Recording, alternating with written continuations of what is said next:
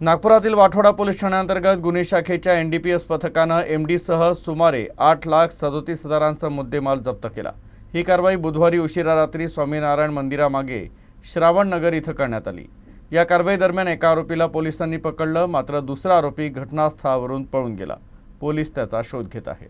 मिळालेल्या माहितीनुसार गस्त घालत असताना गुन्हे शाखेच्या पथकाला स्वामीनारायण मंदिरामागे असलेल्या श्रावण नगरातील जय बजरंग किराणा दुकानासमोर उभे असलेल्या वर्णा कारजवळ संशयास्पद स्थितीत 2 जण आढळले।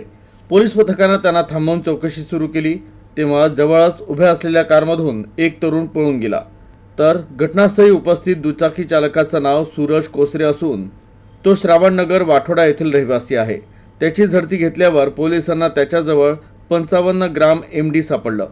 चौकशी दरम्यान त्यानं हे ड्रग्ज त्याचा साथीदार आशिष काळे राहणार चैतन्यनगर वाठोडा याच्याकडून घेतल्याचं सांगितलं, जो घटनास्थळावरून पळून गेला होता।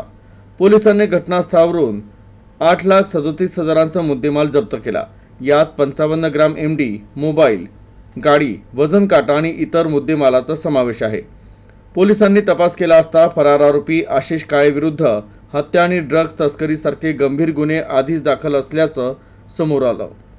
गुन्हे शाखेच्या पोलिसांनी पंचनामा करून आरोपी विरुद्ध वाठोडा पोलीस ठाण्यात गुन्हा दाखल केला आहे। तर अटकेतील आरोपीसह जप्त केलेला मुद्देमाल वाठोडा पोलिसांना सुपूर्द करण्यात आला।